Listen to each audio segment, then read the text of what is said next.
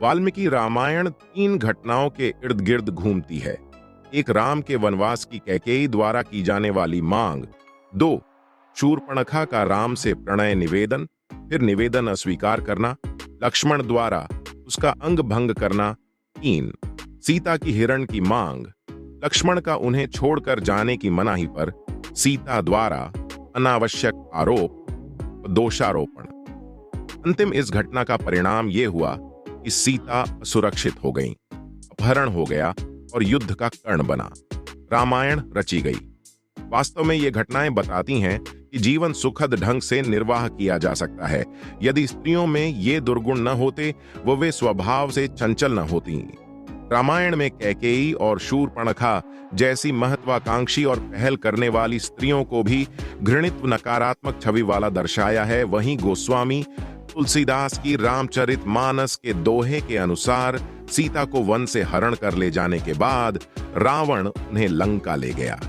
जब श्री राम को सीता जी के लंका होने के बारे में पता चला तो उन्होंने लंका पहुंचने का प्रयास किया और अंत में वे अपनी वानर सेना के साथ लंका पहुंचने में सफल हुए। उनके लंका पहुंचने की खबर जब लंकापति रावण के राजमहल तक पहुंची तब रावण की पत्नी मंदोदरी डर गई। वह तुरंत अपने पति के पास गई और उनसे अर्ज की कि वह युद्ध ना करें, सीता को उनके पति श्री राम को सही सलामत वापस दे दें और उनसे क्षमा मांग लें। अपनी पत्नी की बात सुनने के बाद रावण ने औरतों के बारे में 8 गंदी बातें बताई। पहला अवगुण है साहस। रावण ने कहा था महिलाएं साहसी तो होती हैं लेकिन अक्सर अपने बल का प्रयोग गलत जगह करती हैं। रामचरितमानस में वर्णित दोहे के अनुसार स्त्रियों में जो पहला अवगुण पाया जाता है वह है बहुत ज्यादा साहस होना। साहस होना अच्छी बात है लेकिन रावण के अनुसार स्त्रियां इस साहस अमूमन गलत जगह इस्तेमाल कर लेती हैं। दूसरा गुण है झूठ। स्त्रियां अक्सर झूठ बोलती हैं कि वो कोमल हृदय वाली होती है कि अक्सर अपनों की बात छुपाने के लिए झूठ बोल देती हैं, बुराई का कारण बनती है। रावण के अनुसार स्त्रियों में जो दूसरा अवगुण देखने को मिलता है वह है उनकी निरंतर झूठ बोलने की आदत।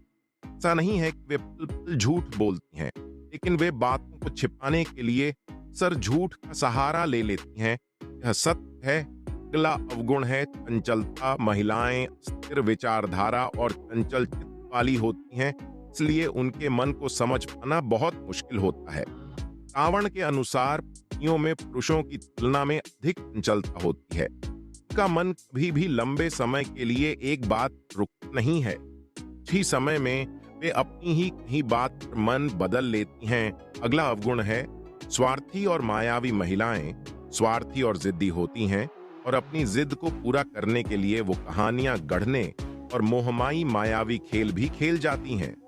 रावण ने पत्नियों के जिस चौथे अवगुण की बात की थी वह है उनके माया रचने का अवगुण।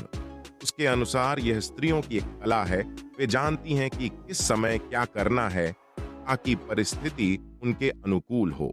रावण के अनुसार स्त्रियां अपने खुद के स्वार्थों को पूरा करने के लिए कई प्रकार की माया रचती हैं। अगला अवगुण है डरपोक होना। यद्यपि महिलाएं साहसी होती हैं लेकिन विकट परिस्थितियां आते ही वो बहुत जल्दी हथियार डाल देती हैं।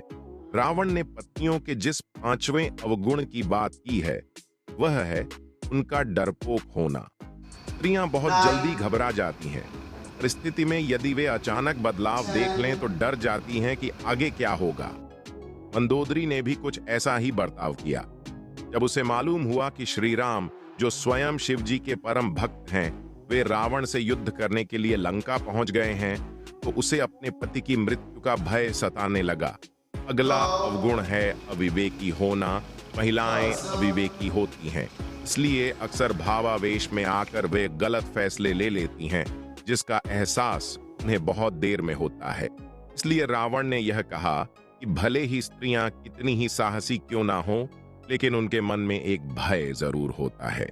यह भय उनसे अजीबोगरीब कार्य करवाता है। इस भय के कारण उनकी बुद्धि भ्रष्ट हो जाती है, अविवेक। जी हाँ, रावण के अनुसार स्त्रियों का छठा अवगुण है उनका अविवेक। अगला अवगुण है दयाहीनता।